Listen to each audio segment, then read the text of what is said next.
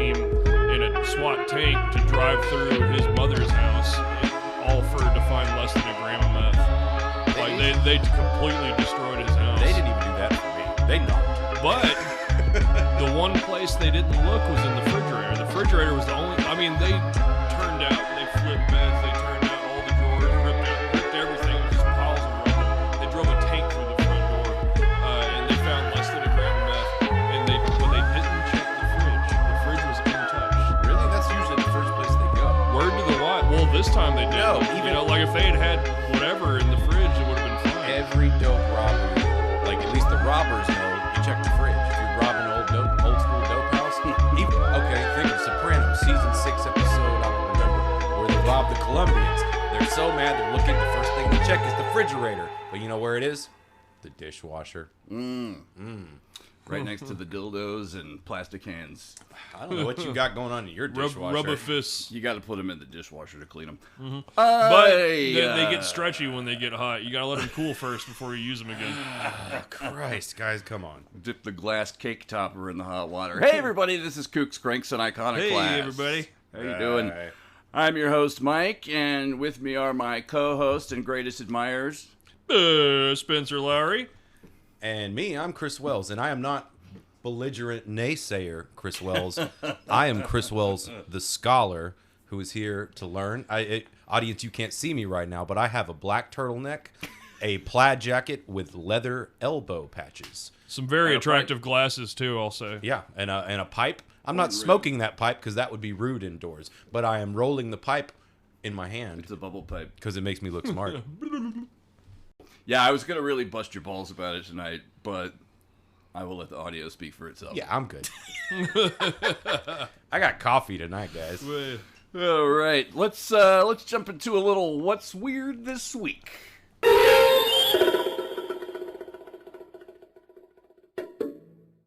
to go first?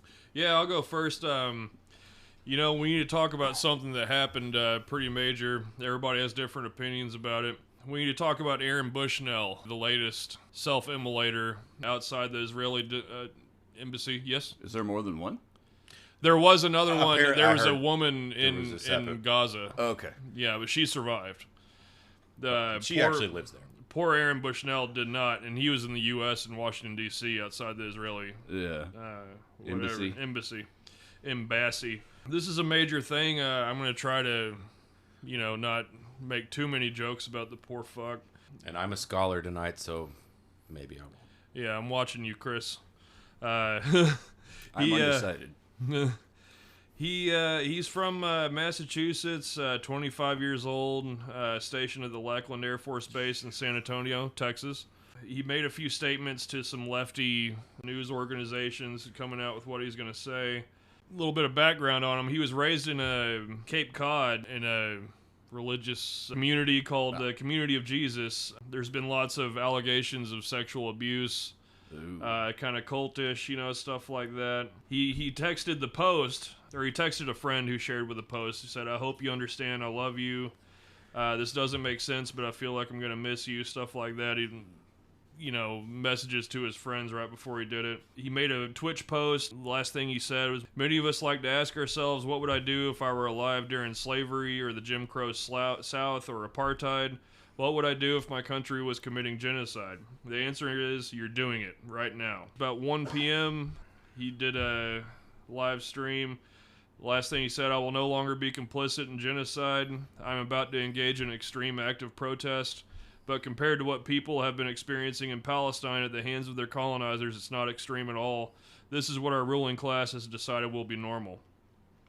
He then put his phone on the ground, poured an unknown flammable liquid on him. To me, it looked like diesel fuel by the way it caught. It was pretty rapid, but it wasn't gasoline because it didn't explode. When he did this, sorry, not to interrupt. No. When he did this, did people just stand by and fucking videotape him? Did anyone try to put him out? I don't know of any other video footage of him other than his stream. Have you heard anything? I saw the video. Yeah. I thought it wasn't. Yeah, you shared it with. Okay, so 2 officers ran up to this guy. I think that Jackass intro was distasteful. I mean, the guy burned himself to death. Well, that's kind of. I'm gonna say I think the guy was a jackass. That he had mental problems, and that And the whole Palestine thing, come on. If you really want to support a cause, stay alive. What's a dead person cannot support any cause? Martyrdom, That's true. I agree with that. And also, killing yourself and making a martyr, it's more about you. Yeah. It's not about the fucking cause. He made it about himself. I will editorial. This is my opinion. This isn't the other guy's opinion. This is my opinion. I'm against this whole thing. And anybody that thinks this guy is like badass for like standing up for Palestine, you could have done something way better. Yeah, stay alive for one. To do something else. I don't believe in any of this. Yeah. But yes, believe it was one police officer ran up with a fire extinguisher, one ran up with a gun. So. Yeah. He lit himself on fire right after one officer said, "Can I help you, sir?" He immediately was engulfed in flames, screaming, "Free Palestine." Cop number one draws a gun, tells him to get on the ground with a fucking gun to a man that is... While he was on fire. The guy was in military fatigues in front of an embassy. Of course he's going to get a gun drawn on him because it was obvious he was doing something disturbing. One cop said to the cop two, "I need a fire extinguisher. We don't need guns right now." But he died from the burn sustained, pronounced dead at 10:06 p.m. on Sunday. Highly disturbing, people. I mean, regardless of what cause it was or how mentally healthy the guy was, I mean, he lit himself on fire with an accelerant. It was an extreme act. It was sad no matter what, highly disturbing, and that's definitely a weird thing that happened this week. I'm going to say I'm against it. Understatement. I'm against it too. Man, okay. The poor fuck. I might dedicate 1 or 2 more minutes to this than I thought I would, but the more I thought about it, first of all, I'm not gonna sit here and pretend that I know the subtle intricacies of anything going on in the Middle East. Right. I know that a lot of these problems go way back, depending on which specific problem it is. Blame the English is what I heard. Some of it can be traced to, like Islamic fundamentalism can be traced back to like Nazis doing shit over there in World War II and things like that. But all this my land is not your land stuff, I don't know much about it. But I do know that I've been bombarded with commercials that are part of an Israeli propaganda campaign. And I've also seen commercials from Israel asking for money. So as far as that goes, I have to say, maybe if you guys weren't spending money on a propaganda campaign, you wouldn't have to ask for donations. Second of all, this dude doing what he did and videotaping it is unfortunately fucking very endemic and it's very much the culture of what's going on now because, yes, he did make it about him and he this was performative. Yeah, I'm surprised it wasn't broadcast on TikTok. Like, he wasn't going straight to TikTok with the thing. But then again, he couldn't post. So I guess he had to go live on Twitch. Yeah. It was Twitch. More, as a scholar, I will say nerds. Dude, okay. And I know this is going to be comparing apples and oranges, but this is right up there with that dickhead who chopped his dad's head off and ran his manifesto on the fucking internet. This is all... You're right. Technically, 100. This is performative violence, which performative violence, another word for that, is terrorism. Granted, he only killed himself, but hey, fucking suicide bombers do the same thing. It's a violent act. Yeah. I'm not equating his political beliefs with anything extremist necessarily. What he did was definitely an extreme act, but... And Spencer, just from that little brief history of the guy you said he came from... religious. That also sent some red flags. That means he was. That's interesting. His brain has been touched inappropriately in his youth. So other things, maybe. So he's more susceptible to manipulation and the biting onto the current trends, and also just fuck, the dude was disturbed. He was also a self-proclaimed anarchist as well. Yeah, you know what? In you the can't Air Force. fight We've the all met one power of those on fire. If he'd have burnt down the embassy, I'm not saying do that. I'm just saying I would respect that as an act of you're trying to do something there, because that's actually good point. That's actually part of the thing. If that would have been more productive. That would have technically been more productive than setting himself on fire, because otherwise he's just another casualty without actually going to battle. As long as he did it with no people in the building. Yeah, well, of course, yeah. It's an embassy. There's people. Then it's still a symbolic act without being fucking murder. Yeah, that bit you mentioned about him growing up in that religious community, that sent off more red flags in Tiananmen Square. The community. There was just, yeah, I don't know. And see, man, I don't know. It's becoming increasingly easy these days, especially what with this newfangled social media age we live in, to become radicalized and fucking just, I don't know, man. People, I mean, I get fucking angry about shit all the time, and I have to fucking like calm myself down on a regular basis when that's why I don't watch news. But yeah, people need to I don't know, you gotta find, it's like I said before, like we're all trying our best, we're trying our hardest. People are desperate. I had a feeling They're scared. This guy would have done something to end his life anyways, more than likely. 100%. That dude is absolutely, and he was trying to make he wanted to make it worth something, I guess. I don't know. But really, again, it's going to be forgotten in a few days. In a few days, dude, America has a short attention span, and even shorter memory. The world has a short attention. It's like we aren't the only ones with cell phones. Really, to me, is that this will all be forgotten, and he'll just be chalked up to some mentally ill, fruitcake that. And that's the problem with 2 weeks from now, nobody will even know his name. There's billions and billions of people on the planet, so human life literally, what's that, supply and demand? The value of a human life is actually pretty low right now because there's too many of us. It's a seller's market, yeah. Life causes cancer. And ain't nobody buying. Plus, I like my soldiers done medium rare.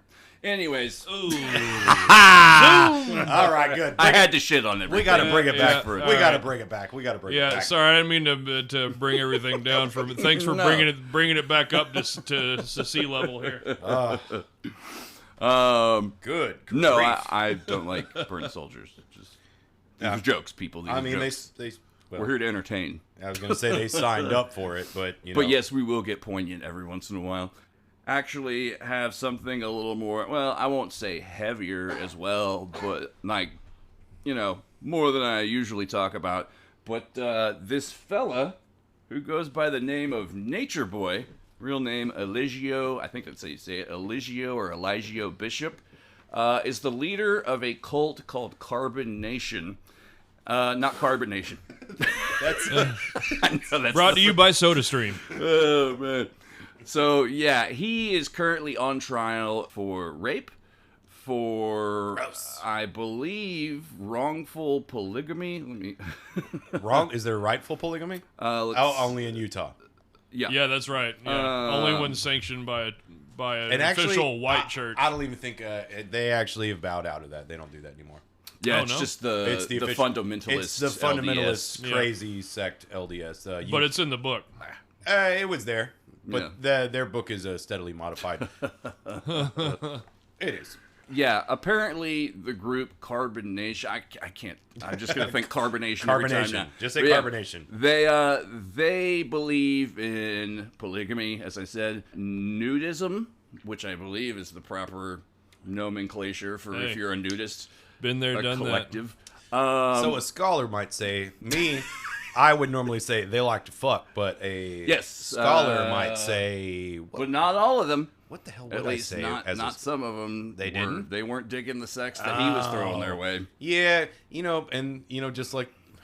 we got to reference Seinfeld again. All nude all the time is not fun. Yeah. Some nude is no good. Like, what did he say? Nude sunbathing is good. Nude belt sanding, bad. Yeah. Well, that's also a safety hazard. This dickhead also posted revenge porn of one of his former followers.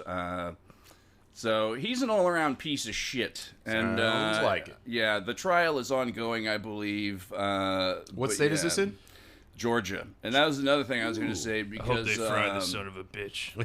It's weird because, I don't know, you hardly ever see a lot about black cult leaders in America. There's quite a few. I mean, They don't get the publicity. That's probably a better way to put it, yeah. But also, they go under the radar. That's true, because I feel like being a cult leader is like, that's a white guy crime. Yeah, no, Like- I've looked into quite a few of them actually. There's several. There was the one several years ago. They had like a compound. Malachi York or whatever his name was, also in Georgia, the Nuwabians. Yeah. And then, there was that guy, but then there was the other one that had they had a compound where they were like doing military training. Was that the Nuwabians too? Probably. They had like weird pyramid buildings and stuff. There was that. Well, these ones had like it was like looked like more of a scrapyard built out of tires that they built. They built a tire fort. I just remember seeing the aerial shots with tire forts. That's Mad Max style. Yeah. The only other other than the Nuwabian guys that are far as like, you know, a dangerous cult goes, the only other like black cult leader I can think of, and this is kind of pushing it, but that Marcus Wesson guy who thought he was a vampire. And he was interbreeding with his own family, and they had a vampire cult and like lived on a magic school bus. Yeah. Well, but I still eventually want to get into Nation of Islam, and of course the Hebrew Israelites. Nuwabianism is definitely on my list. They're all, but they all have so many offshoots. It's just kind of convoluted. Yeah, I was trying to find more stuff about if they have like weirder beliefs, but it's mostly based on like environmentalism. I do think they had some like kind of weird alien theology stuff to a degree, but I haven't been able to find much more like on the specifics. They were previously kicked out of Costa Rica. They promote eating only a vegan diet and defecating only at the base of trees. Huh. Yeah. You know, it's actually bad for the trees. Yeah, raw human shit has to be composted before it's any good. I'm glad you knew that. What? Yeah, that's me. But that's the cult called Carbon Nation. Yeah. Carbon Nation, and their leader Eligio Bishop, aka Nature Boy. But yeah, that story's still ongoing. Not Ric Flair. No. Woo! Woo! He would definitely have something to say about this. He would be against it. Yeah, he'd be against it. I'm against it. So yeah, we may come back to this story. I'm not sure. Waiting to see what goes on with the trial. But yeah, always love some cult stuff here. So. All right. Well, me, as a scholar, I got a fun one. Scholar of Takeshi Ebisawa, leader within the Yakuza transnational organized crime syndicate, allegedly trafficked nuclear materials, including uranium and weapons-grade plutonium. This is via the U.S. Department of Justice press release website. So this is official. This isn't random news. This is official by the federal government. This guy and a couple other guys, according to court documents, Takeshi Ebisawa, 60, and co-defendant Sampap Singhasiri, 61, were previously charged in April 2022 with international narcotics trafficking and firearms offenses, and both have been ordered detained. See, they already had these other charges, but then they got into their stuff. It gets worse. And the funny thing is, you would think this would be a CIA, FBI type of investigation. Nope, DEA busted them because they were watching them for narcotics. And the funniest thing I see in this, I'm not going to read this whole article because there's a lot, but they were very trafficked. Unscholarly of you. Well, you know what? We're trying to keep this to an hour and a half, aren't we? Right. As alleged, the defendants in this case trafficked in drugs, weapons, and nuclear material, going so far as to offer uranium and weapons-grade plutonium, fully expecting that Iran would use it for nuclear weapons. So, holy shit. All right, the thing that I thought was funny as a former drug dealer, and that this guy's former. That this guy, I've been convicted. It's all in paper. It's official. You can Google. It's in the Chris past. is very proud of his time in federal prison. I am not proud, but I do not shun it either. I learned some lessons. I am a scholar. I learned. And School of Hard Knocks. 1, 6, 7, 7, 8, 9. Don't look now. My bacon's smelling fine. the bacon was made of turkey. Fair convict. Anyway, so just like any drug dealer would, when your client is questioning about the product, the guy sent a picture. But you know, like you got some good weed, you want to send a picture of it to your customer to let them know that, hey, I got that dank. Or a Snapchat. This guy, or a Snap. Well, yeah, these days, Snapchat or other encryption services. I don't need to tell you guys how to do it. You know how to do it.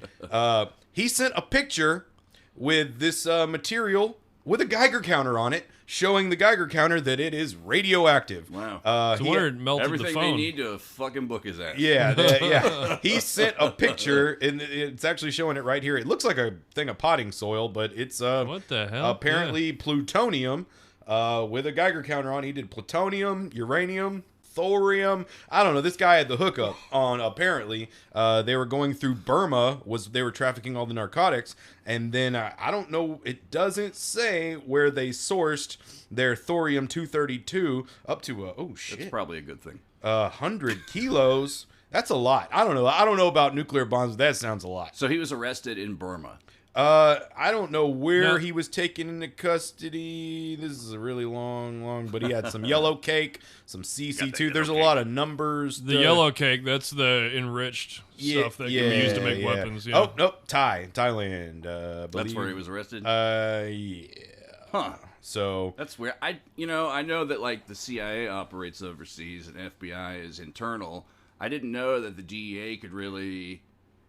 I mean, I guess now that I think about it, I don't know.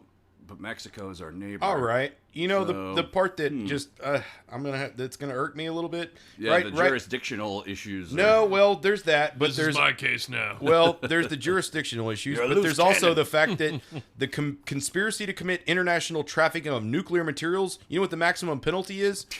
surprisingly low, I bet. 20 years, right? You 20 know what the years. narcotics importation conspiracy is? Way higher. Life in prison. Oh, Yeah. my You God. son of a bitch. Jesus And Christ. and I have also personally, since Mike dropped it out there, I have also faced that you said it potential. last episode.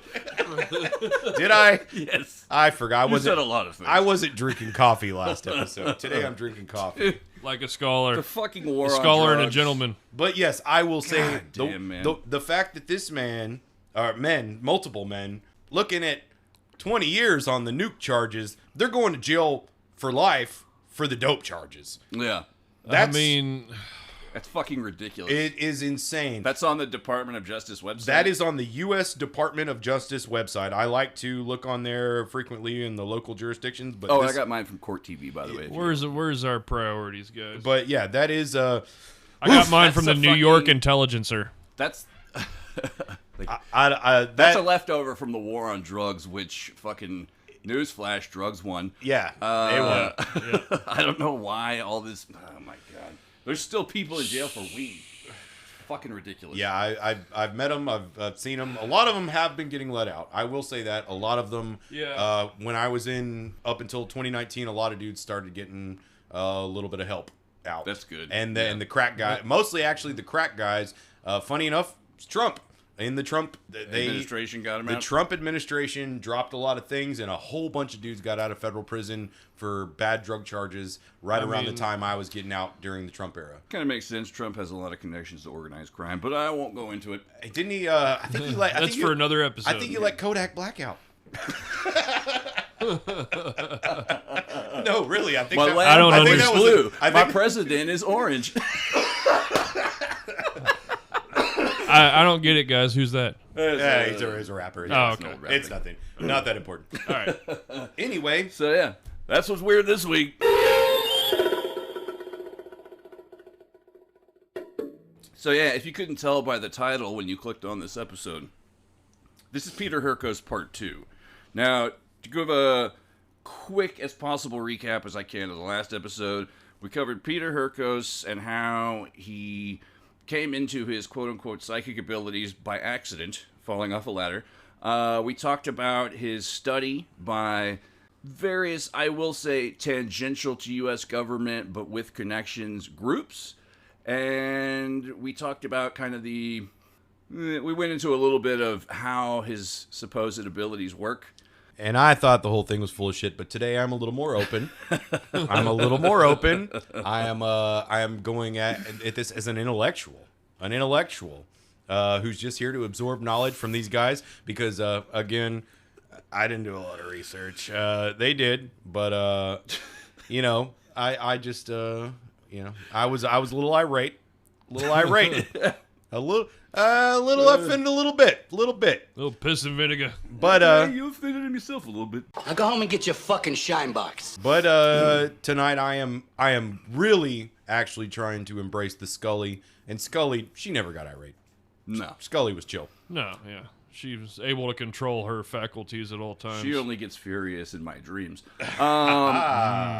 So, yeah, where we kind of left off, so we're about to jump into his more well-known cases. We discussed kind of some of his early career, the Stone of Scone, a few random, milk run type things for various law enforcement, finding missing people, things like that.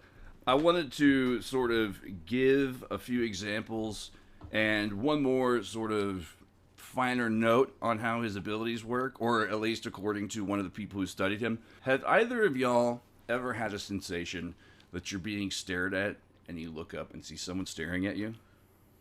Sure. Yeah, that's happened to me. Yeah. I mean, yeah, but Low-level psychic ability. it's not. I knew it. It's not. No. It's just paranoia, and then people do stare at people. People yeah. are assholes. Oh, yeah. People with bad manners stare. I think But it's why would you think right at that time, like... Because I was picking my nose. Okay, well, that's... And, of course, I'm picking my nose, and then I'm like, oh, shit, somebody's probably looking at me. And I look up, and then, of course... And that guy was I think that jacking off. happened on a Seinfeld episode.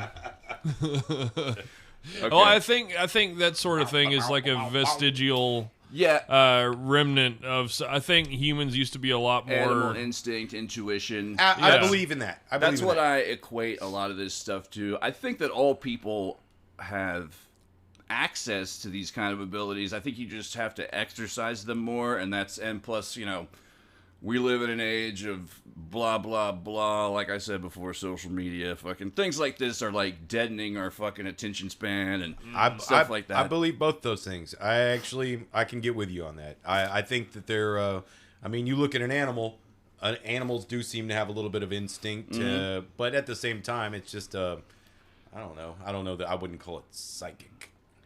Yeah, I wouldn't quite call it that either. Yeah, it's but where the murky area lies. That's like, I feel like maybe not all living things, but most higher life forms have this sort of built-in, like, what? Earthquake. Spidey sense. Yeah, kinda yeah. thing. But if you can somehow find a way to exercise it and hone it more, hone it, then you can build it up. I saw another example, and this is sort of... I'll let this one slide a bit more because this has to do with sleep, the example I read.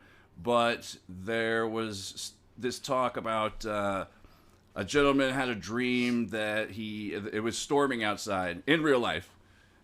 And it was about to start thunderstorming, like the storm picks up. And in the dream, he's setting up dynamite.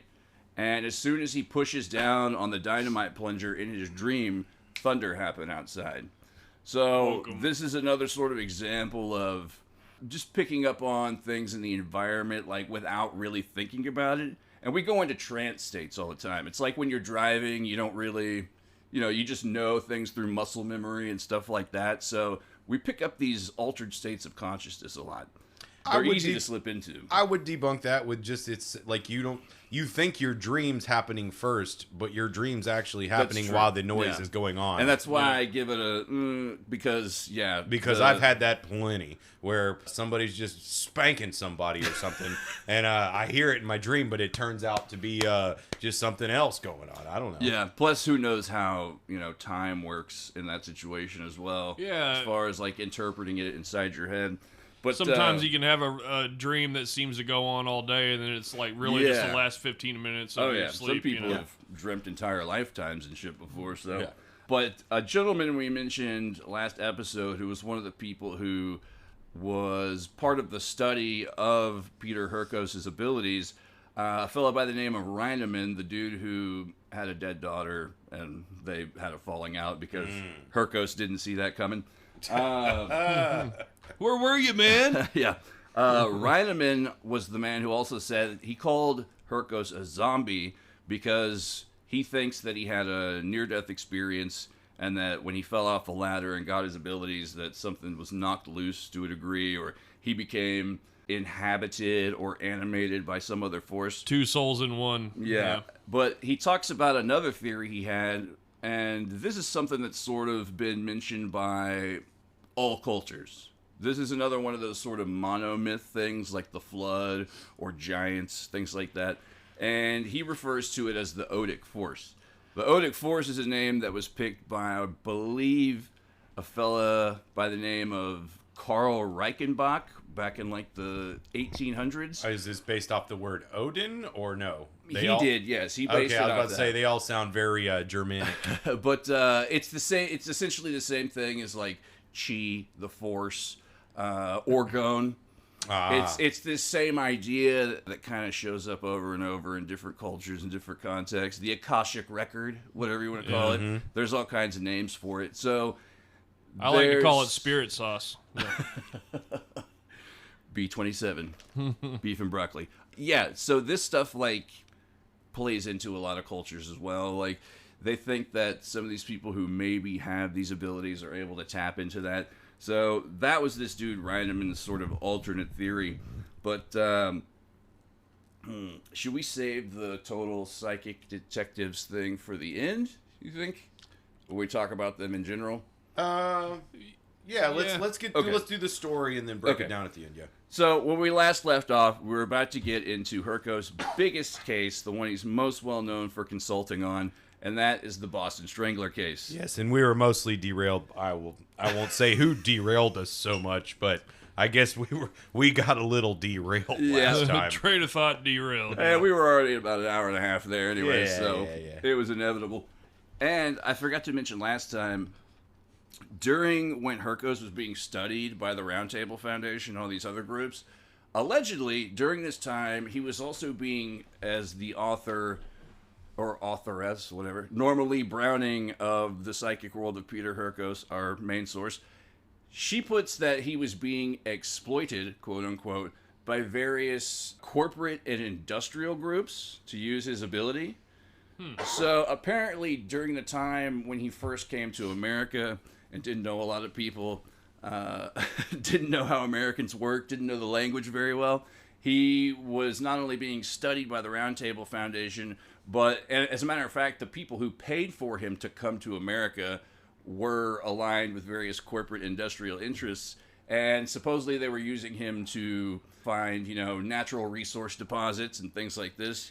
So, he was a divining rod. Not to be derailed too much, but in the little tiny bit of research I did do, you remember the, what was it, the psychic, whatever, what group was I talking about? Anyway, the Psychic Rescue Squad? The Psychic Rescue Squad, one of the women from that actually gave stock advice to a guy, and he bought her a house because it actually turned out. I can't remember the stock that was mentioned at the time, but she actually made a house out of it because he said, if you give me the right advice, I will buy you a house. And you know what? She actually gave him the right advice, but that's kind of a 50-50 thing with anything. Yeah. So it either is or it ain't. It sounded like something. It sounded like something that would either be. It's pretty much like it's stock. The stock market's more. If Billy Ray Valentine can come up with pork bellies are gonna go up, this lady could do it. You know what I'm saying? Yeah. Now ChatGPT can do it for you. Thank you. You've been helpful. Yeah. I've been putting yakuza out on my flow. So there are these alleged, she didn't go into any specifics, but there are these alleged business and industrial interests who were sort of peripheral to him and circling like vultures when he first showed up.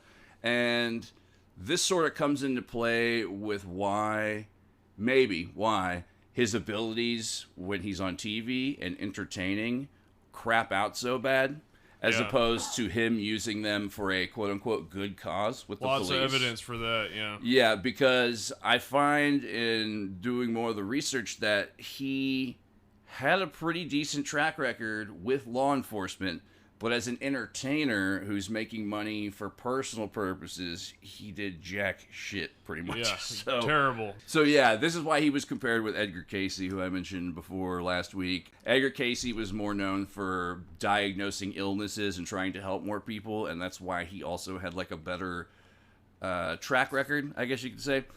Whereas once Hurkos, like I said, is doing entertainment and fucking playing the Chi-Chi Club and shit like that, doing cold readings on TV, not so much. I have seen those psychics that diagnose they're like, I feel cancer inside you.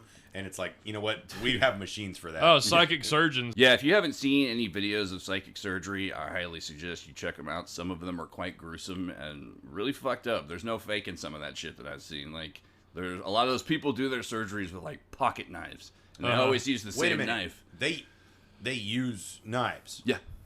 Okay, I have not seen this. Yeah, they see the tumor inside and they just... I have not even... Jesus. There's a Mexican scientist we may cover in the future who did an extensive study into I am a scholar right now, but the non-scholarly me would be really irate about that. Yeah, especially if they were using it in other people. Just like, are you going to clean that shit? Yeah, no, I thought... Because I had seen ones where... Yeah, they see, like, 20 customers a day, like, just, like, in a line. See, the ones that I had thought when I was thinking... I swear it was... I'd seen one where people, like, they, like, actually use their healing... Or maybe they just told them that they had the cancer and they needed to go to the doctor. I mean, a lot of those dudes were fucking shysters. Yeah, they were. Yeah, they have an egg with some moss and they pretend like it came out of you and they here's just a chicken palm liver it in that their was in hand. your Oh, body for some reason. that I've seen. Not like freaking Temple of Doom where they reach in and fucking rip out your heart. Kalima! Yeah. Jumping into the Boston Strangler case. Once again, this was the case he's most well known for. It's what he was portrayed by the actor previously mentioned, which I don't have with me, but I think it's like George Voskovec or something. I thought you were saying Tony Curtis. No, that was the... That was DeSalvo. He played DeSalvo. Okay. The reason that Hurkos was brought into this is because the police were not only, basically at a dead end, but by this time the news media is also like, Boston police, fucking clueless. So they're getting their chops busted in the media. And then, I forget the dude's first name. I know his last name is Bottomley, because that's easy to remember. I did read that one. Yeah, he was the assistant DA or Attorney General of Boston. He was the assistant attorney general. Okay, yes. yeah. And he put together a special task force of various officers, and someone... No sources will say who specifically, but it's always an anonymous group of donors who were also financially well-to-do. Last episode, we were playing very fast and loose with the Mulder and Scully fixations, but I'm gonna do a right turn later because I have my own weird theory about a lot of Hurkos' connections. But yes, a group of anonymous rich Bostonites paid for Hurkos. Bostonians. Bostonians. Mighty, mighty Bostonians. They paid for Hurkos to come into the case, and there are things about the Boston Strangler case. We're not going to go too into detail on it because it's been covered to death by so many podcasts before, but there are things about Hurkos and his involvement with the case that I would say years later somewhat vindicated him. I mean, there's bits that count towards his abilities and bits that count against. I will say that the man that Hurkos pegged as the primary murderer, and it's even now kind of commonly accepted that there was more than one Strangler, but the man that Hurkos pegged as the perpetrator in Norma Lee Browning's book, since this man was never named as an official suspect, they can't put his name out there. But he's gone by various aliases. Monikers. Yeah. So they use the name Thomas P. O'Brien in the book. There's a 2023 movie of the Boston Strangler about the female journalists who were covering the case, who sort of broke the news story, so to speak.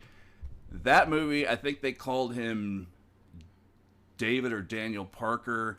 There's a couple different, or Daniel Marsh. This guy, like I said, was never pegged as an official suspect, so they can't put his name out there. But this man spent time in the Bridgewater Asylum for the criminally insane. What state is that?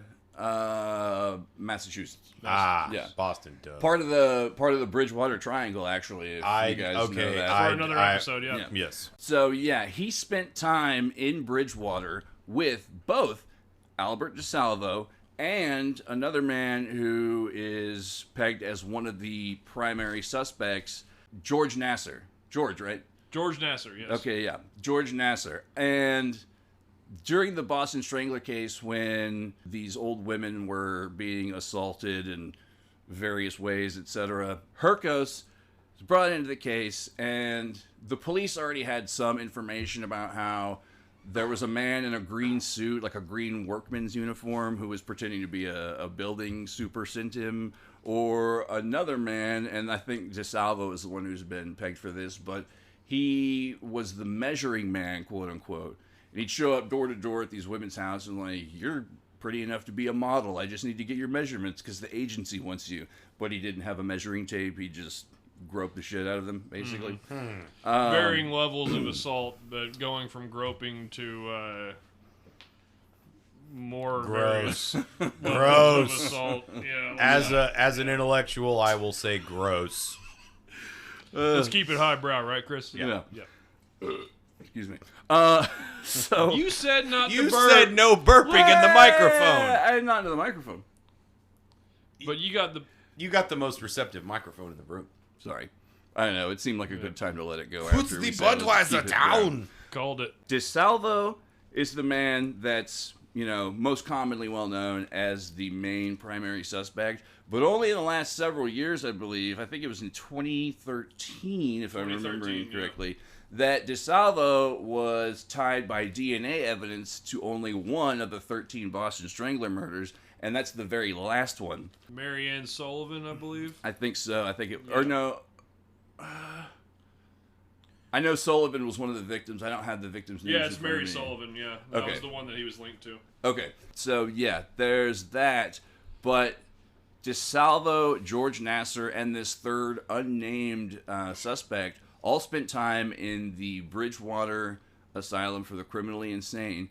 And DeSalvo and George Nassar both had F. Lee Bailey as their attorney. Yep.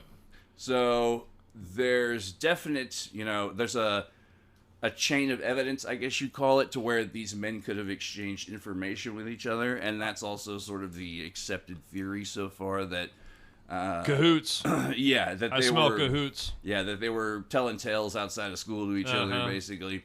And what was it? Well, there's the thing where it's speculated that they worked together That to too. get DeSalvo to confess to these crimes so they could split the reward money. Yes, DeSalvo is, I know, definitely. He mentioned specifically the reward money. He was a confession killer, I think they call it. People that confess. Yes. That is a thing some people just Yeah, Henry Lee Lucas was a prime example of that. confess to way more because he just got to get out of his cell and get some smokes. Yep, and strawberry milkshakes. Strawberry milkshakes, that's the one. Plus, man, if you watch just about any Netflix true crime special, there's usually always mention of how prominent false confessions are, especially today, because usually of an overbearing police system, things like that, overbearing interrogation techniques, etc.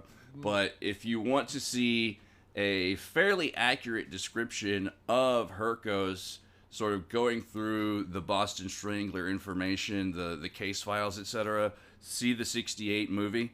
What's weird about Hurkos and his involvement on the case is, first of all, he came along with a bodyguard who was described as a giant cowboy. Now, I forget the man's name, but this was much like the woman you mentioned earlier who made money off of the stock market, right? Yes. Okay, yeah. Hurkos was a sort of advisor to this man, and he was like, hey, I'm about to invest a bunch of money into this whole gold bar deal. Hurkos told him no. He's like, it's not real gold. Turned out he was right. And the guy became just an adherent of Hurkos for a long time. How do you know that? Well, Yeah. my How do you do that? my own deduction would tell me that this guy was just a bit of a goon, and maybe a little bit of a simpleton. Maybe. And and he found a guy he liked. And what what are we gonna do today, boss? Yeah. Like that kind of situation. And like, I believe anything you say, mister. You know. Golly. Yeah. There was a story in the book about how when Norma Lee Browning was calling around for records on some of the cases she called this man and said, you know, hey, do you have so-and-so file from when you were working with Peter Hurkos? He's like, who the fuck is this? It's like, oh, I'm Norma Lee Browning, and I'm working with Peter Hurkos on a biography. He's right here with me. And he's like, oh, why didn't you say so-and-so? And then That guy right here. Yeah. This guy came along as Hurkos' bodyguard. And during the, I guess, I don't even know what you call it, the scanning of files or whatever, the police even threw in decoy files. Because, as we mentioned last episode, the primary way that Hurkos got his information, he was touch things and receive visions and hear voices. Psychometry. That was one of the things I saw. That he actually. That was one of the ones where people actually vouched for him. Is they put in the lineup something completely fake, and he actually did pinpoint it. Yeah, he like, this is phony baloney, and he'd be like, you trying to trick me and all this. There was also several records about how Hurkos, being a foreigner, he didn't really know, you know, geographically America that well. But there were several cases, the Boston Strangler included, where he would take a map and place it face down and feel all over the map, and then he could turn it back around and be like, right here, that's where you need to go. And there were several instances where this allegedly proved to be true. So, aside from that...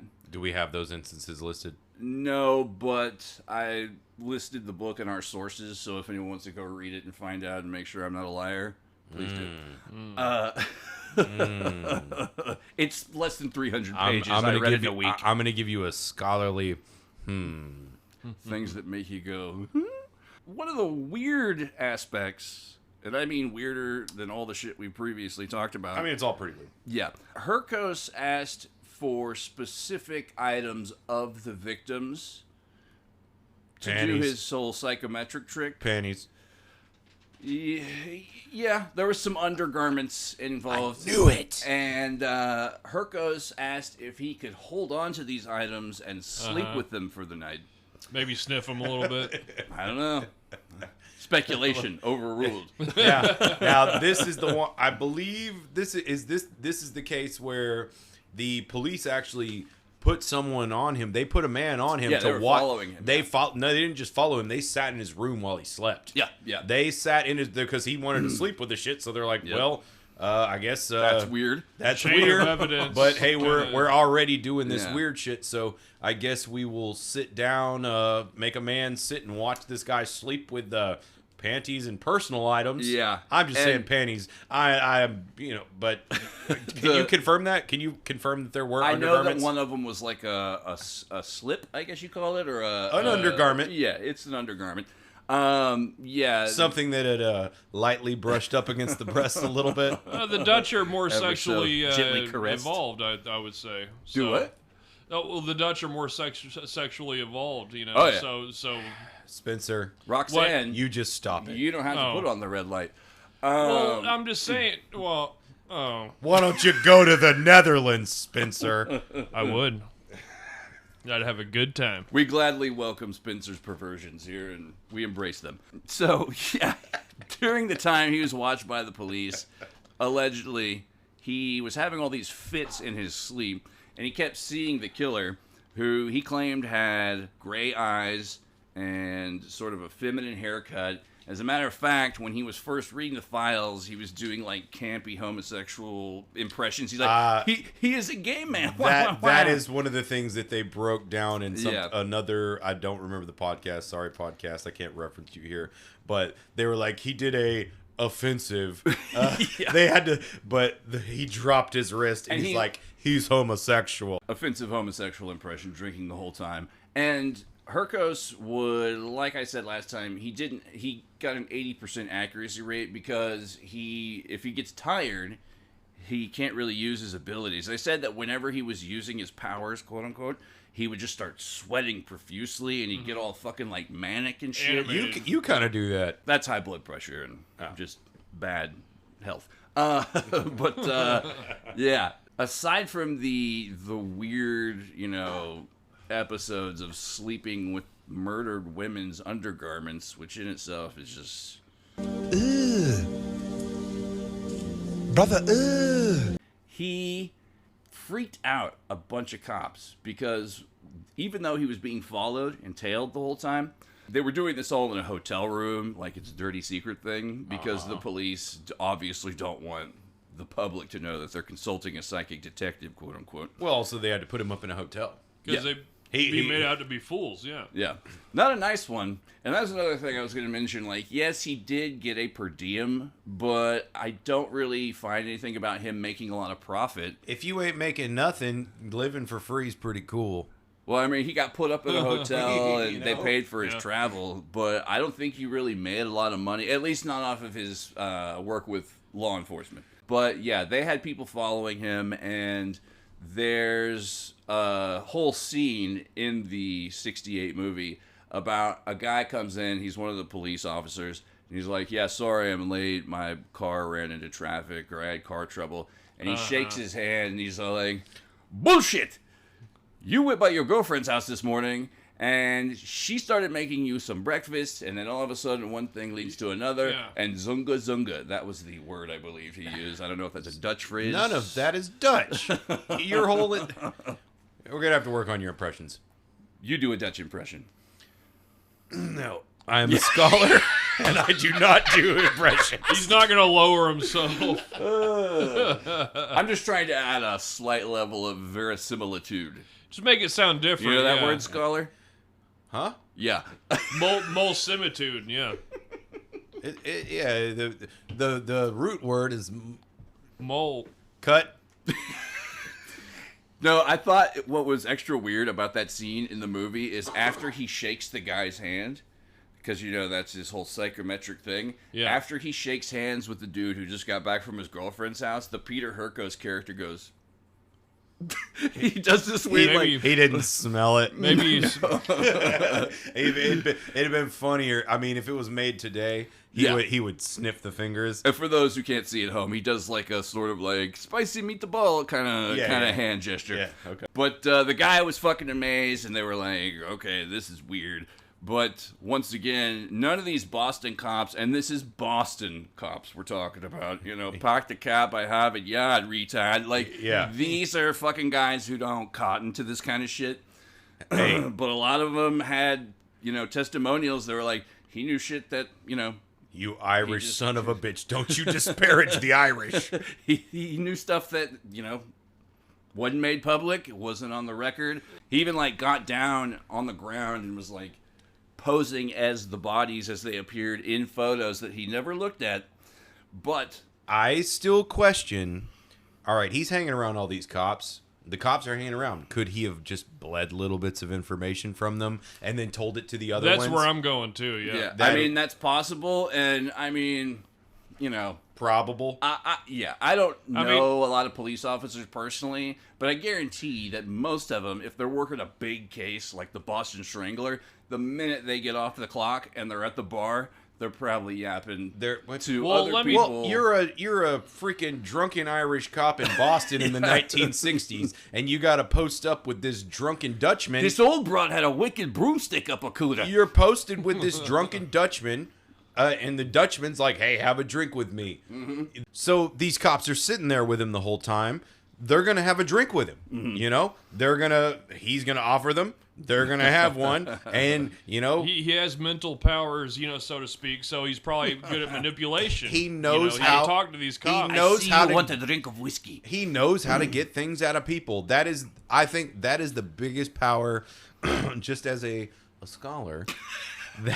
That is the power that I believe this guy actually has, is he's good at getting information from people and taking it and twisting it to where they either, I mean, obviously in that situation, if he was drinking with them, hell, they might have forgot that they even told him the next day, depending on how much they had to drink. Plus, what, 3 ex-wives? I mean, it's clear, you know, he's a bullshit artist. You know? Some of the stuff I've accentuated in the last episode and this one is building towards my theory I'll mention at the end. But I will also say that one of the major skills of any stage magician is misdirection.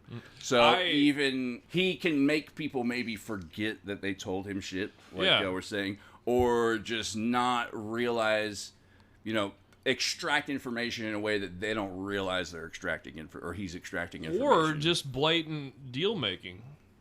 You know, like Houdini. I used to go to a bar and I used to sit with this guy that knew Houdini, and he said what would happen is that Houdini would, he'd plan these escapes weeks or months in advance, and this was the pre-telegraph times. He would contact through paper correspondence with these hardware store owners that would supply the locks that he would be bound in, and he would work out deals with them, and this has been proven.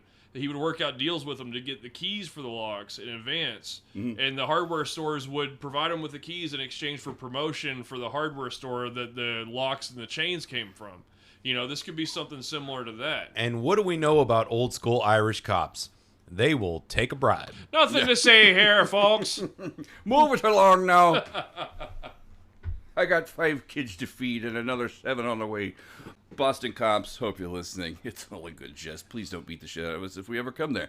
The whole Boston Strangler case it's very interesting, but it's the addendums from years later that I find extra interesting because Peter Hurkos, to his dying day, swore up and down, DeSalvo's the wrong guy. They got the wrong guy. It's this Thomas P. O'Brien, as he called him. Could very well be right, yeah. Yeah, so Hurkos was even brought in as the advisor to the Boston Strangler movie, but apparently he had a whole falling out with the people who were involved with the making of the movie because he's like, it's not DeSalvo. But they didn't want to hear that shit. They needed everything, They also didn't probably for a good movie. They probably didn't want to pay for his per diem either. You can have a ham sandwich and a half a Diet Coke at the Holiday Inn. So, like we said, the Boston Strangler case, it's been covered by many people before. Also check out Norma Lee Browning's The Psychic World of Peter Hurkos, because everything in the chapter that covers the involvement of Peter Hurkos with the Boston Strangler case is all taken from either police files, transcripts, or transcripts of audio recordings of Peter Hurkos made by the man in the yellow hat, the cowboy buddy, who came along with him as his bodyguard. Not Curious George's man in the yellow hat. I just heard this man referred to as the man in the yellow hat before. But that's yeah, I think so. Yeah. So Peter Hurkos is a monkey. I believe he is a monkey. Yeah. But yeah, so that's one of his biggest cases. And another very infamous case. Actually, this case isn't that infamous. I had never heard of it, and actually, I'm pulling up. This is actually the article that I did read. I did when I was doing my own little research. Swear. I had never heard of this Ypsilanti. It's mostly referred to as the Michigan murders, but everywhere I've seen it is also referred to as the Ann Arbor / Ypsilanti murders. And I think I know why these aren't talked about very much, because they're pretty goddamn gruesome. And for that, but we're people going to go to love blood and gore. That's right. And we're going to deliver on that. And for that, we're going to hand it over to our resident pervert, Spencer. Yay. Yeah. Been waiting all night for this, baby. Spencer, just don't be hard. Okay, let's see. No, this is actually quite sickening.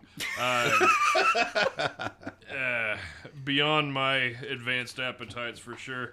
July 9th, 1967, when it first started, the first victim, one Mary Therese Flezar, was discovered. 2 15-year-old boys found her nude body in an abandoned farm. Oof. She had been stabbed 30 times, one foot and one arm severed. The appendages were never found. She was horrifically beaten, many cracks to her skull. The only leads they had for that was that people had seen her speaking to someone in a blue-gray Chevy. But after that, the leads died out. Then less than a year later, just barely less than a year later, July 5th, 1968, the body of 20-year-old Joan Elspeth Schell was found by 2 construction workers. She also stabbed 25 times. Her throat was slashed. She had been raped. Similar wounds to the first one, Flesser. She had a skirt. The skirt that she was wearing was wrapped around her neck. And this became kind of a common theme. Yeah. Almost like a decoration, so to speak. Less than a year later, even, March 20th, 1969, see, things start getting more and more... most closer of these killers together. kind of escalate, they start doing it faster and more. March 20th, 1969, 23-year-old University of Michigan student Jane Louise Mixer. Now, this body, at first, they didn't link this to the killings. She was not stabbed or raped, but she had a stocking around the neck. She was actually shot 2 .22 caliber rifle holes in the back of the head. The gun wounds were after the beating and the murder. She was horrifically beaten. Once again, her skull was just, there wasn't much left of her skull. This guy's, this pattern is obviously emerging with this article that I have on just the true crime Reddit. It is they describe it as they were beaten. At least a few of them were beaten. One was raped with a tree branch. Oof. Yep. And another one was forced to consume bleach. Weird. So yeah, there's that was. Yeah, That's weird because this is a total of, I believe, 7. Yeah, 7th and final victim. Yeah, 7 victims in this Ypsilanti. They also called this guy the co-ed killer, and I do believe this there's was been before. A bunch of people called co-ed I know it was before Ed Kemper. I'm pretty sure. Yeah. One interesting thing to note: the first 3 victims were all found to be menstruating at the time of their murder. And the person. They were like, well, they must be seeking menstruating women. That's like, I was like, but really, it reminded me of the scene. I'm saying, I don't think that your average man can walk up to a woman. If I'm like, unless he had bear-like senses, or he's waiting in the tampon aisle, to see who, or going through their trash or something. All right, going through their trash. Okay. But either way. There's not much evidence to think that he was stalking these people, but that could have very well been. I mean, you got a 1 in 4 chance a chick's gonna be in heat, you know? like Chris was saying. Is that not the proper term? Like Chris was saying, and he became a werewolf. After the March 20th killing of Jane Louise Mixer, just 4 days later, a 16-year-old Marilyn Skelton was found. Once again, badly beaten and tortured. Her garter belt was wrapped around her neck. And this, like Chris was saying, there was a tree branch found inserted 8 inches into her vagina. Was she menstruating? I don't know. She had been menstruating. Okay, because I'm already seeing... She had been restrained and lacerated with a leather strap. Jesus. There was... There's weird parallels with this, with the Boston Strangler case, because one of those women was... all the strangling, obviously, but one of those women was violated with a broomstick. But that's a pretty common trope in serial killers that attack women. That is a pretty... and that's why Hurkos thought... Pretty common. Pretty common. That's why Hurkos thought that this guy might have been homosexual. He was like a woman-hating homosexual. Because he mentioned in his little... Can Freud step into the chat? He was a real motherfucker. Hurkos mentioned, like, when he was doing his little offensive homosexual impression, he was talking about how the killer thinks that... He mentioned how the killer has connections, in the Boston Strangler case, to priests and seminary school. Oh, that's interesting. Yeah, and nurses. Because most of these women who were murdered in the Boston Strangler case had connections to some kind... to either hospitals or nursing schools or nursing homes.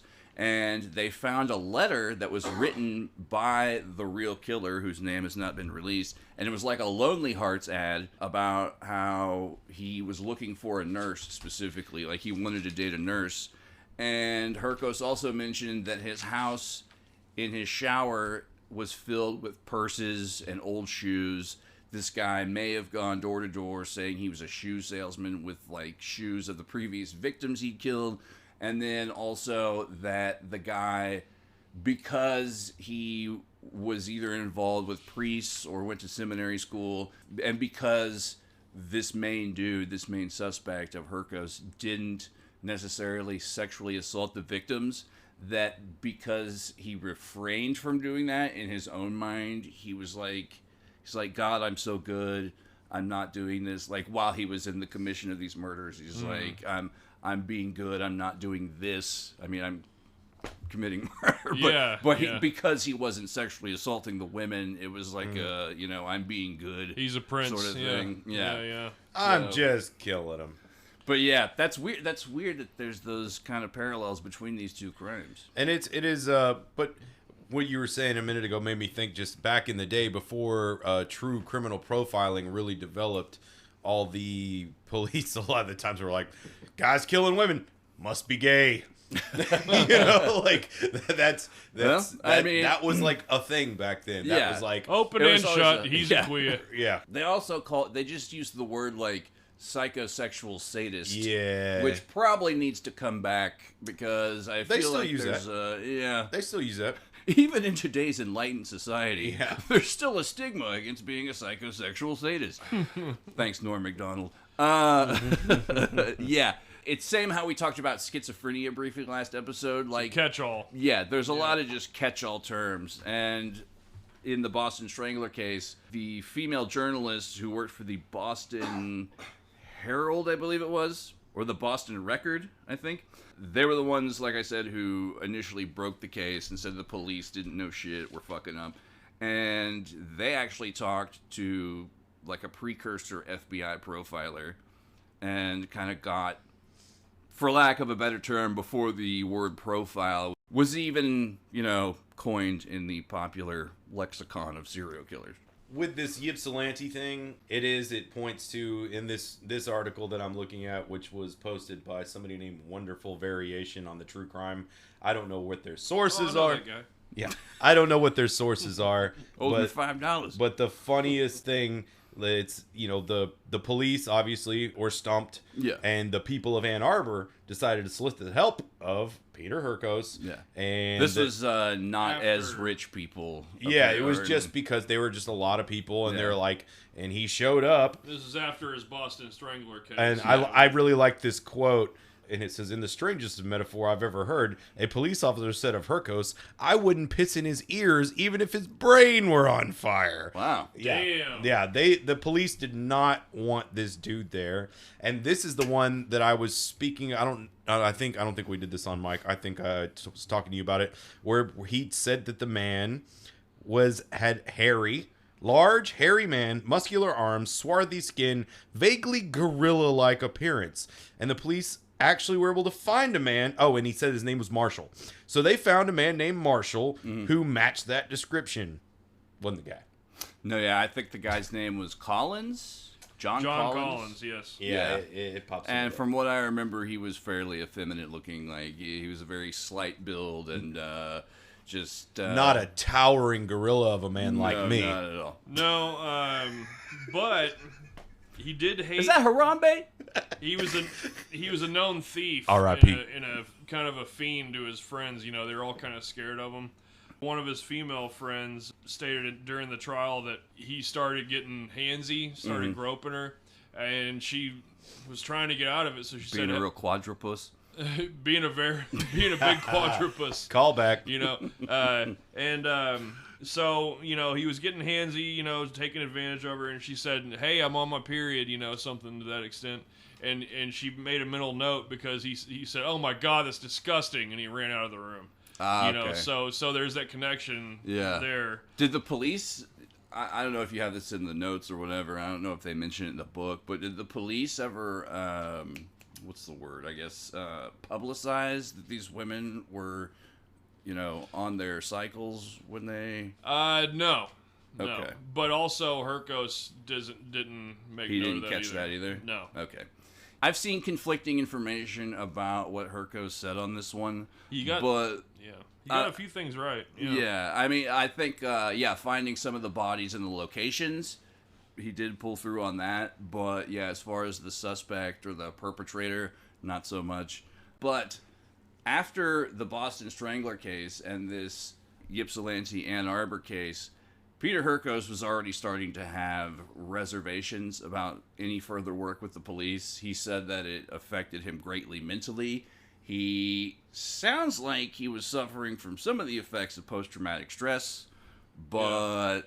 Also, the fact that the cops did not like him, they didn't want him, it really was just... what I think is the police did not want his bullshit. You know, he didn't None of want them did. he didn't want to be around. Why would he keep working with police that did not want him there? I can tell when I'm not wanted. Yeah. He felt like You he don't have Peter Hurkos to kick around. He no was more. like, he's not getting those praises and like, oh my God, this guy, oh, I'm believing everything. It's a bunch of jaded homicide cops. And I think in Michigan, I don't know what. I guess they're close to Detroit. Even Detroit in the '60s, I'm sure was pretty rowdy. You know, I think also, as far as his involvement with these cases, I think the worse the case was, the more the police were like, this fucking guy. Because, I mean, like we said last episode, no one calls the psychic detective unless we've they have... all seen the detective tropes. They don't even like it when the FBI... They're territorial. They don't like it when the FBI shows Fucking up. feds. They don't like jurisdiction. This is my case. I'm gonna... You're a loose cannon! Yeah, fuck it. Not even a loose cannon. It's just a fucking loose nut. You know? Just like Die Hard. I'm trying to get my nut. No, When you ever... Yippee-ki-yay, Mr. Falcon. Don't you ever compare John McClane to this asshole.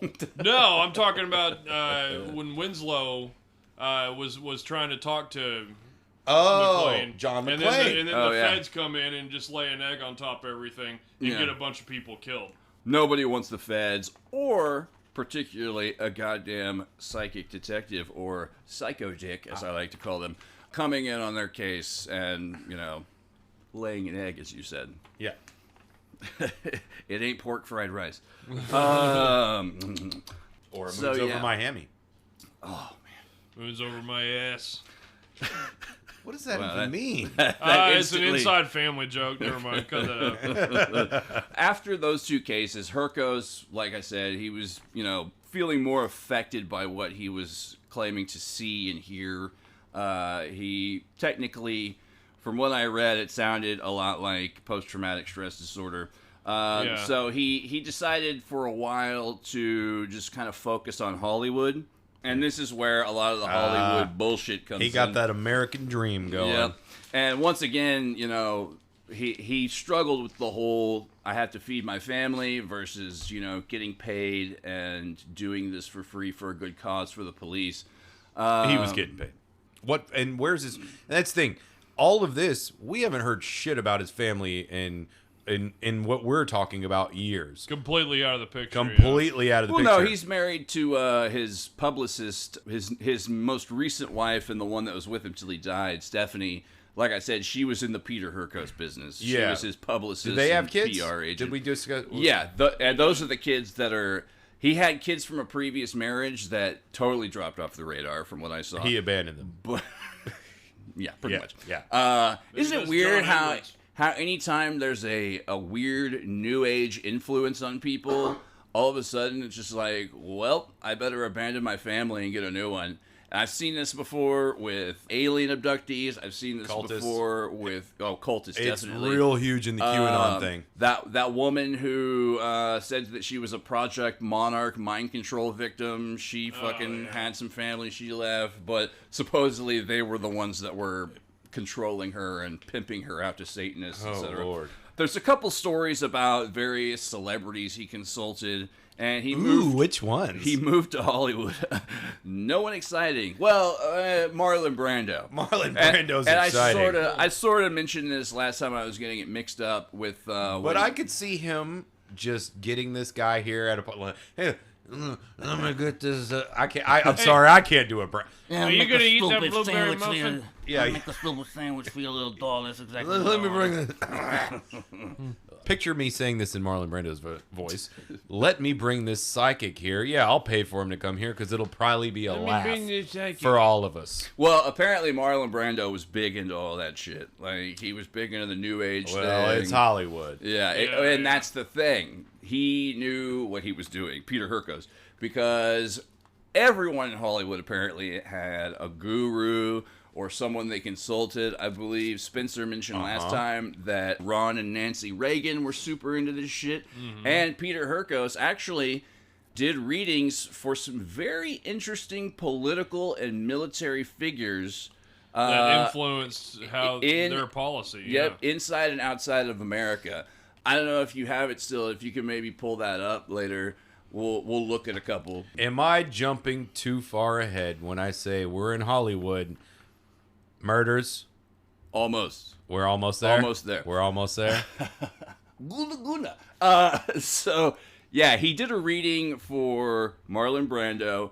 Marlon Brando had a boat stolen and had a golden nail left over. This is what I was getting mixed up with the General Franco reading from Spain last time.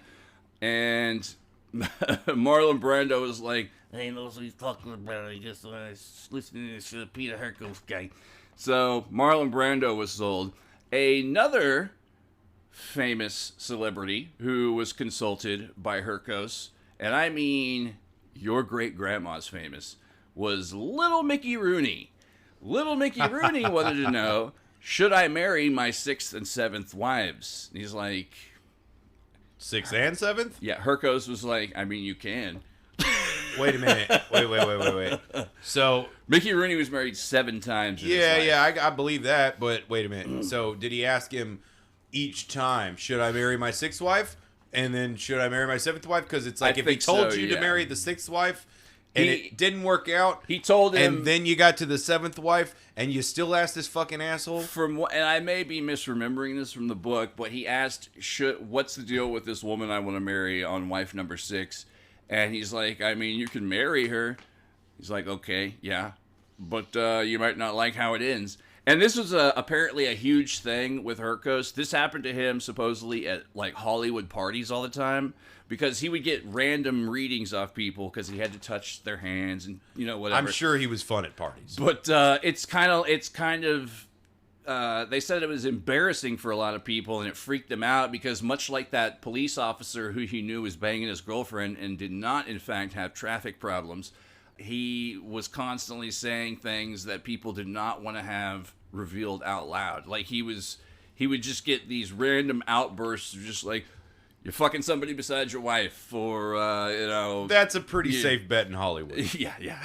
Or you got some what's the word, inheritance from somebody in your family. You have recently gotten an STD. Probably, yeah. I think that was also actually safe bet in Hollywood in the 60s. Oh, Rock Hudson. Oh, you got a rough road ahead.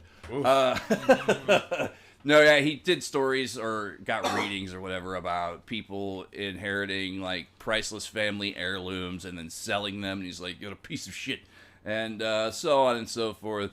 The whole Mickey Rooney thing, he was like, yeah, you can marry her, but I don't see it. And Mickey Rooney went ahead and married his 6th wife, and sure enough, that ended. And so he got wife number 7, and I believe that's the one that outlived him. So there was a lot of Hollywood bullshit going on. And this also somewhat plays into my overarching theory of the career trajectory, if you can call it that, of Peter Hurkos. But it was while he was in Hollywood, he had just relocated there not long before, when the very, very infamous Sharon Tate murder happened. Dun, dun, dun. Mm-hmm. That's the one. Sharon Tate, Abigail Folger, I believe it's Wojtek Frykowski, and sounds about right. And who was it? Was it Bobby Beausoleil? Or no, Bobby Beausoleil was one of the Manson people. Wojtek Frykowski was the hairdresser. Yeah, there was the Folgers person, Sharon Tate, and then it was like Stephen Chapman or something, who was the guy out in the car. I could be wrong on that name, but this was the Sharon Tate murder, and this was before the La Bianca murders, not too far away, happened. But the police, once again, were at a loss. And I don't know if our listeners out there listen to a lot of true crime stuff. Maybe your tastes overlap with this.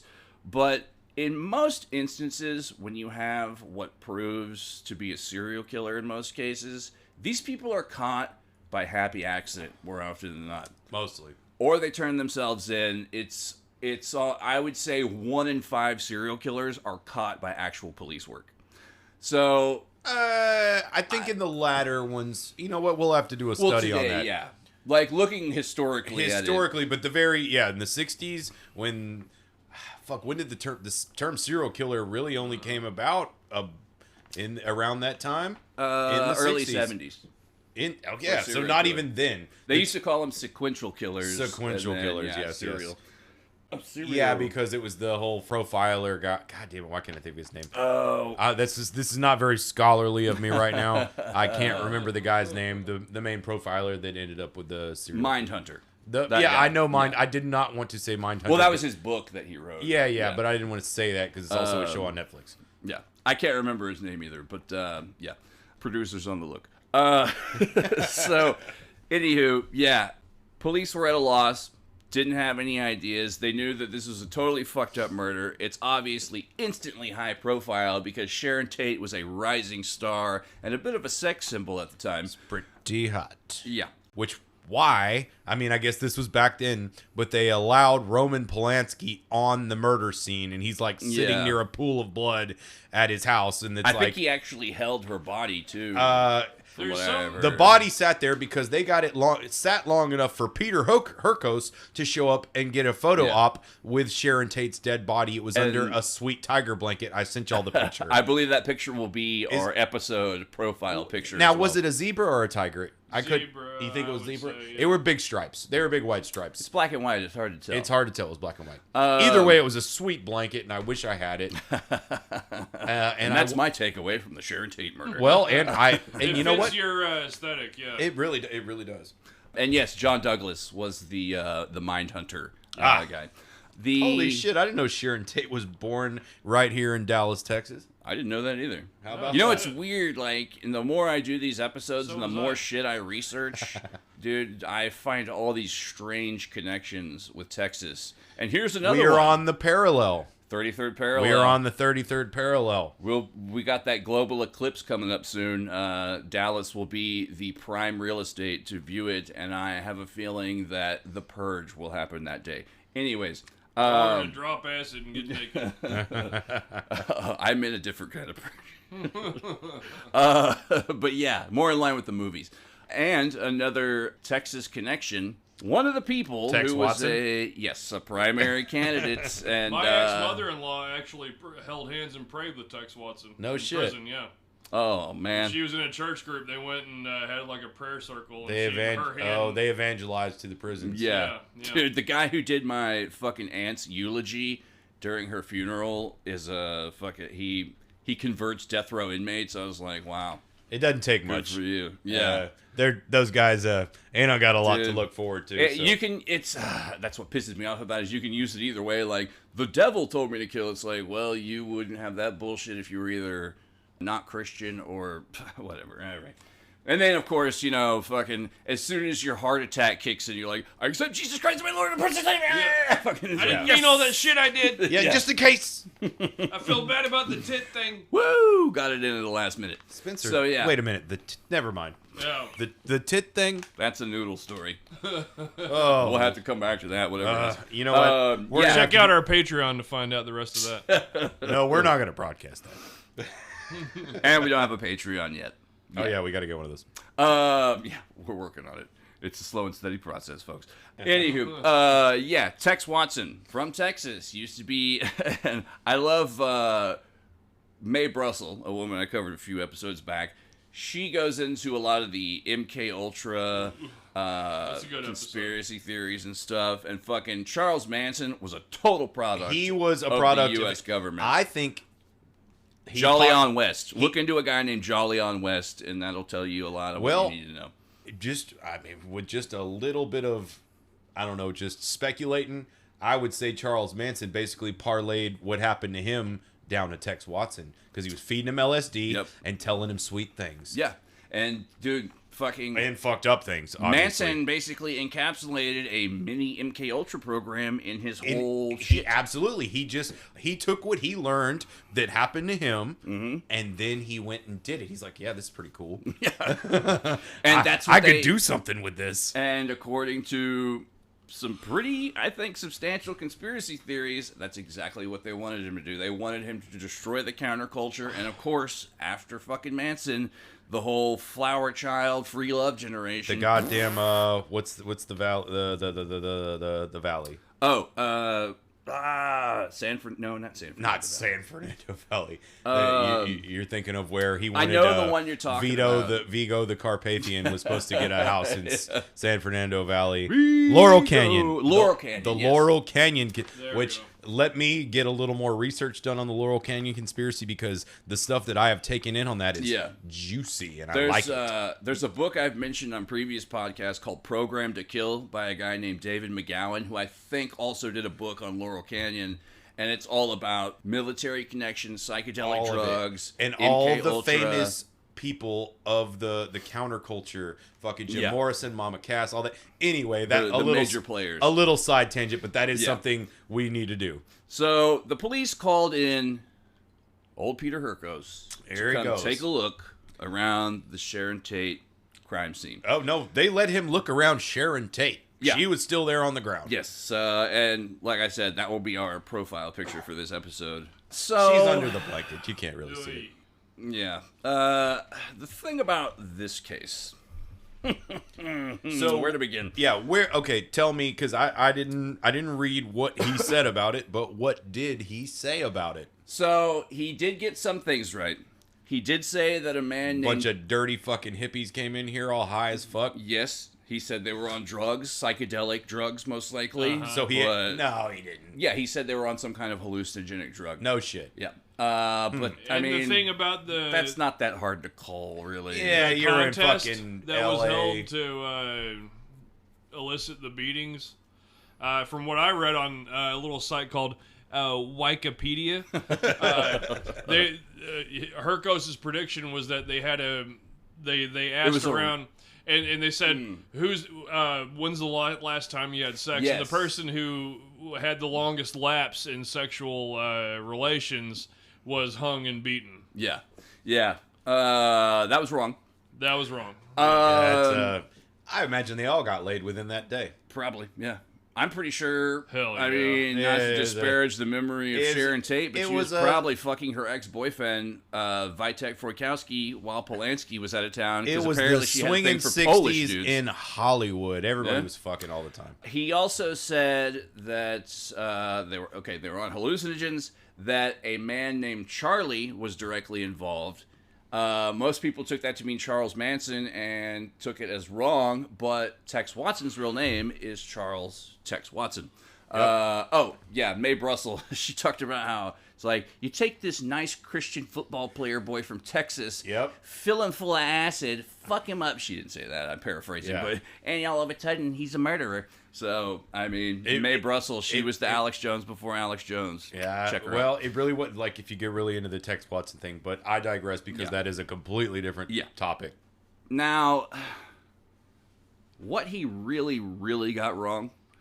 What little thing did he get wrong? I've been trying to find any further information than I could about this. Yeah.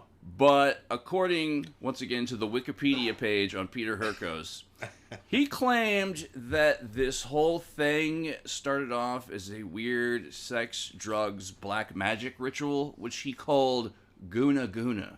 Goona Goona. Yes. G-O-O-N-A. Gooning. G-O-O-N-A. Well, that's sexual now. Hey, I mean, I guess things come back around. I don't know where he fucking picked that up. This could possibly be attributed to his poor English skills. Maybe he was trying to reference something else. Oh. In reverse, that's a noog. It all makes sense now. Was there a box of cereal called Goona Goona lying on the counter at the time? He's like, yeah, this is totally a, Don't you see these people were killed by Count Chocula? A Goona Goona type thing. Matter of fact, this conspiracy consists of Count Chocula, Boo Berry, and Frankenberry, and I think there was some kind of monster mash taking place. You know what? Actually, in the 60s, did they have all those characters? No. They had weirder shit. They had that clucking bird on cornflakes? I think they also had the Cocoa Puff bird. No, they didn't have Cocoa Puffs in the 60s. No, they didn't really try to hide the fact that these were all sugar frosted shit bombs or whatever the fuck they called smacks. theirs. Yeah. Yeah, it's just like smack.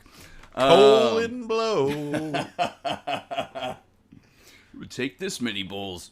That was kind of the definite end of his career with law enforcement. Because after that, he was just like, I can't do this did it. anymore. Oh, he said no. Yeah, he was like, because he was asked to consult, quote unquote, on other cases, but he was like, nah, I can't do it anymore. I'm sick of this shit. Who asked him to the Tate murders? The LAPD. They did? Mm-hmm. It wasn't like Roman Polanski or somebody else that was a little influential. I'm like 90% sure the police asked him. Because or the Folgers air people. Nope, not even Angela Lansbury, who I forgot was connected to that. Murder, She Wrote? Yeah, she was connected to she was actually pretty... I saw a picture of her a couple weeks ago. Oh, yeah. Back then, she was actually kind of a looker. Mm-hmm. I only know her from Murder, She Wrote. How about that? People had lives before I acknowledged them. No, yeah, I mean, dude, it's Hollywood, it's L.A. Yeah. So, obviously, I mean, they're gonna fucking... I mean, I'd be kind of interested to see on the map, like, what all famous people were just within that block at the time.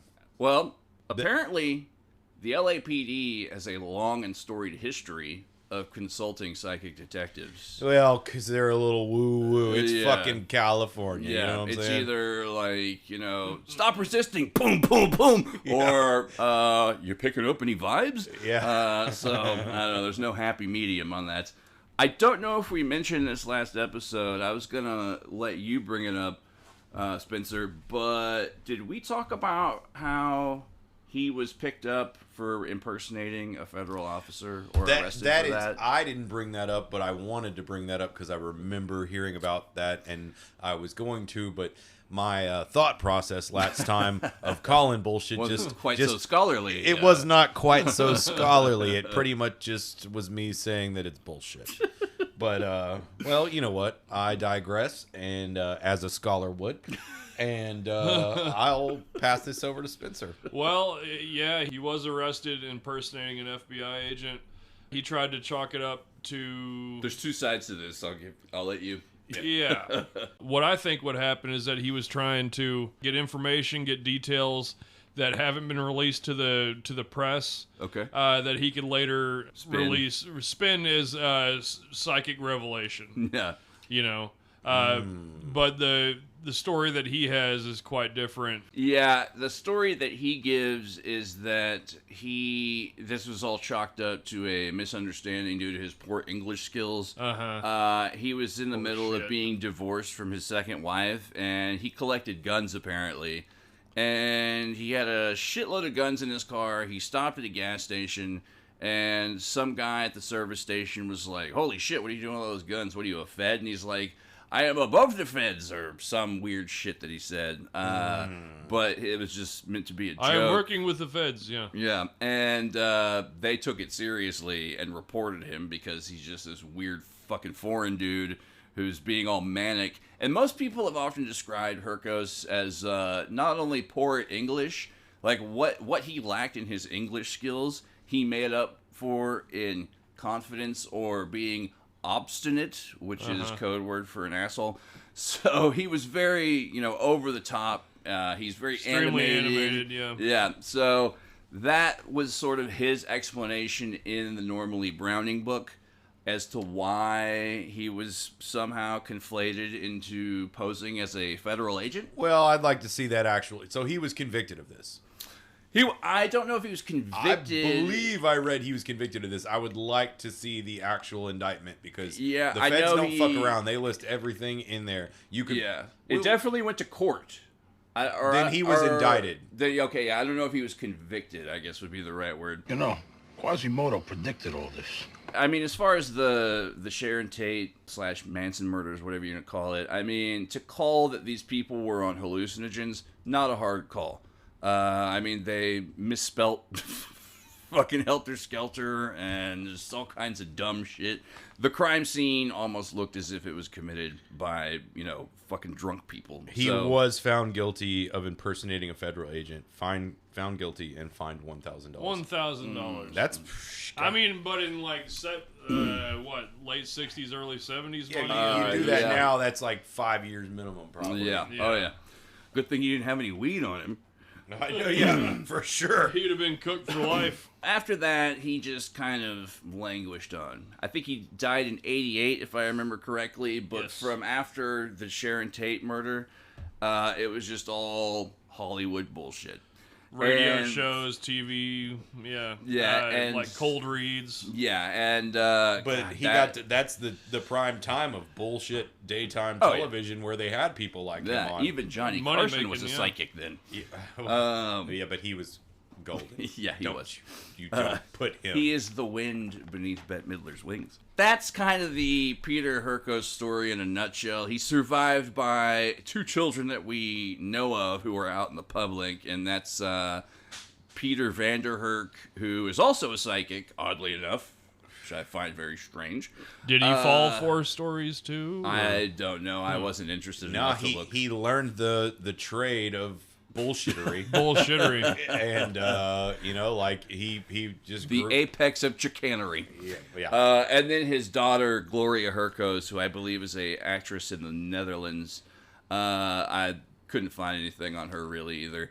But this kind of brings us to our closing arguments or topics or whatever you want to call it. And all the research of this, I kept seeing various things about other psychic detectives. There was even a TV show for a while that lasted, I think, 3 or 4 seasons called Psychic Detectives. I remember those vaguely, and I did not watch them because they Me either. sucked. Yeah. That's one of those ones that my my aunt would watch on the, you know how ID Discovery Yeah. plays the reruns and No. stuff, and my aunt watches That's- those and thinks that every husband is gonna murder their wife for like insurance money. Yeah, it's that channel that they play that show on. But can you believe that he really killed her for the insurance money? Yes. Yeah, all the same voice and fucking scary music.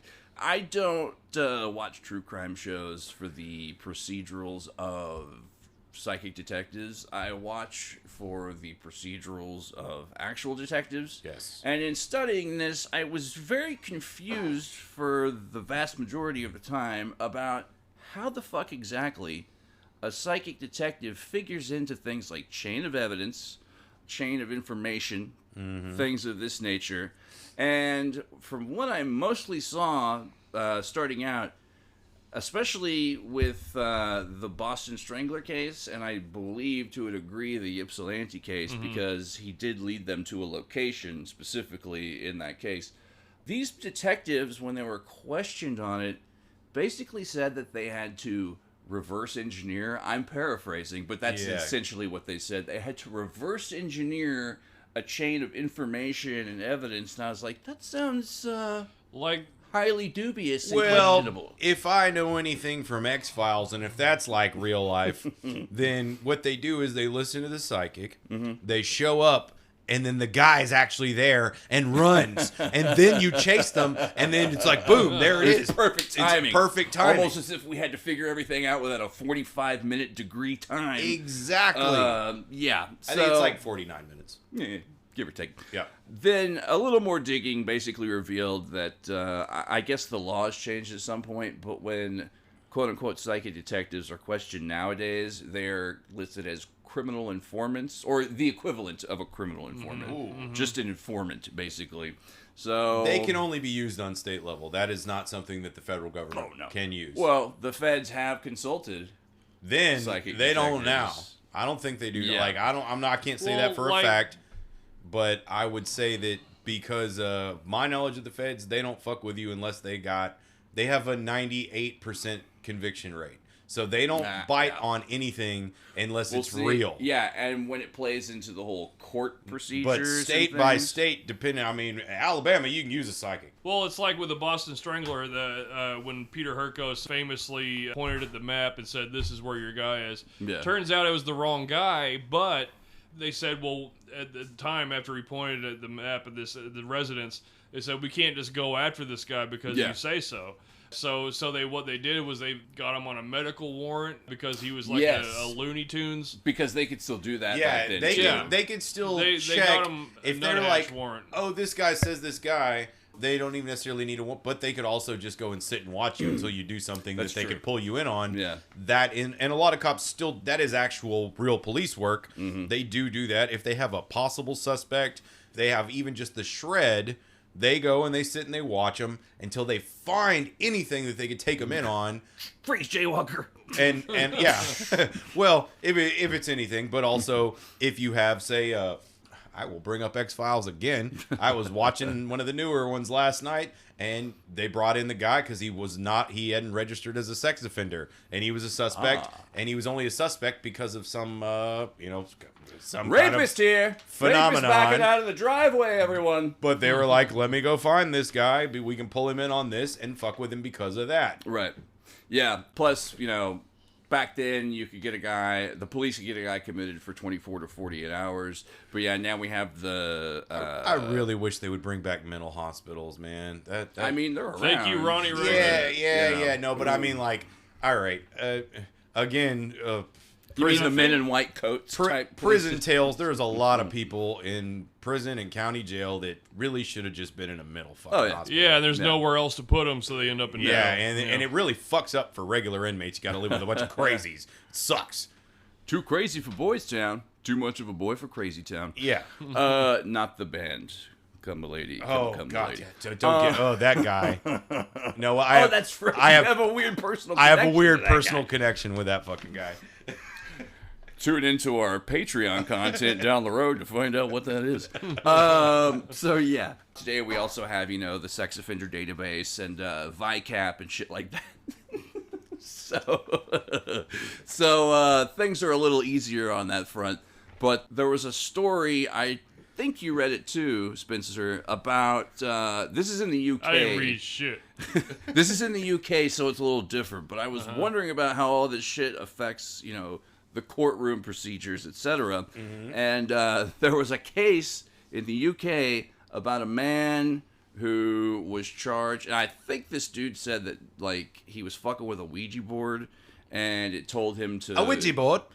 It told him to go kill these two people, which he did, and then during the trial, the fucking jury consulted a Ouija board. What? And they were like, yeah, this dude. Some of the members of the jury. Yeah. What year was this? Like the late 70s, early 80s. Okay, yeah. People were still and once again, this is in the UK. Yeah. Yeah. Different rules. You gotta wear a silly wig. Less toothpaste.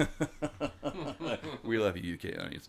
Once, like, the word got out that they had consulted a Ouija board, it was declared a fucking mistrial, and they had to do the whole thing over again. Luckily, they didn't just let the fucking guy skate, but because they pretty much knew he fucking killed these people. But I mean, you got the jury to do something stupid, and that does cause a mistrial, which really doesn't help the client because the guy's still got to sit in jail. So, but the fact that they actually had that happen is and that's not the first time, and I'm sure it won't be the last time that something. I mean, dude. Why can't all trials be like the My Cousin Vinny murder trial? I can so imagine, like, a big, huge murder trial in the U.S. and people coming forward and saying, like, God told me he was guilty, and fucking mistrial. No, Boom. It was a Buick Skylark. All right? I knew it was a Buick Skylark. With the quadra traction. Yeah, but no, Posi Track. It didn't. Posi it had Posi Track. This car didn't have Posi Track. Oh, Marissa Tomei. Oof. Add her to the list. So, yeah, I've been dropping little bits and pieces about my own building theory here. All right, let's hear this freaking theory. This is what I'm going to just throw out there on Peter Hurkos in general. As a scholar, I'll let you make it. Thank you. Maybe. I'll allow it. I might get belligerent. I don't know. So, looking at his past with alleged ties to the Dutch underground and fighting Nazis. False. Possibly. Thank you. Various political figures. LBJ is one. A couple big others. Dick LBJ. Yeah, he's pissing on your shoes right now. There was a general from China. I can't remember his name. Wang. Probably. Chung. Various political and military figures. His alleged exploitation and use by various corporate and industrial interests, and all through Hollywood. And this is all during the Cold War. Remember? Forrest Gump. He Forrest Gumped Forrest Gumped his entire way. You know what? I have revised my theory. He is just Forrest Gumped his way through all of this. So all these, like, questionable connections, especially to Andrea Puharich, the Round Table Foundation, and government psychic spook shit being studied.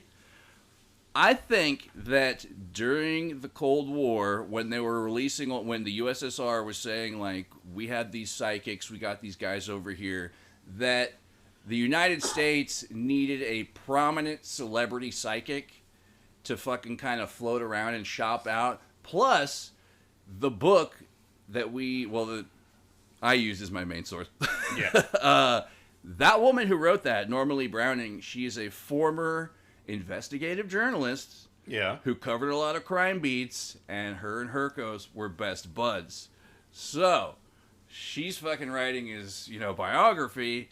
I think there might have been some, maybe tenuous at best, but intelligence community connections and things like that were meant to sort of psyop this dude up into something bigger than he was, and then somebody fed him law enforcement information, case information, to sort of build this bigger figure than he was, to say that, like, yeah, we got this guy, he fought the Nazis, he's one of our good boys or whatever, and fucking kind of played into all this stuff. Now, I could be wrong on that. That's my whole overarching grand scheme, but also I have a total Scooby-Doo ending possibility that Peter Hurkos murdered all those people, and that's how he fucking knew.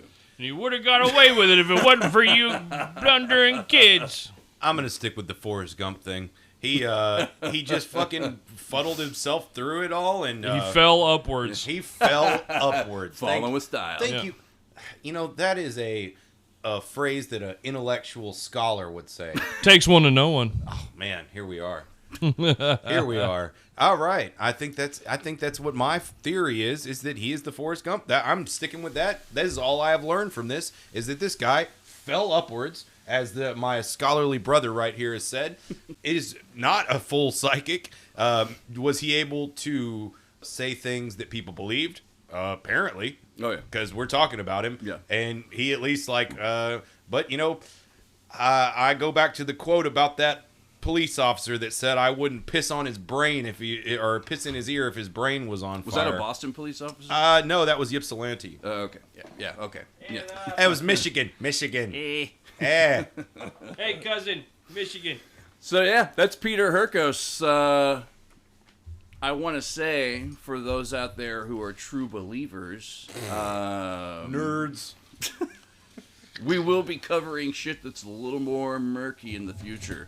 Let's get deep. I can't quite give you a hint as to who we're covering next. We still have to determine that tonight while we're doing our session here. But I guarantee you, out of the several choices we've got picked, it's going to be either filled with weird sex or Please. political intrigue and violence. I might read more than 20% of the information on that dirty one.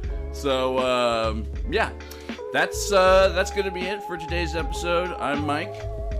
I'm Spencer. I'm Chris. Any of y'all want to contact us, kooksandcranks@gmail.com. Of course. That's right. Hit us on Facebook, Instagram, Twix.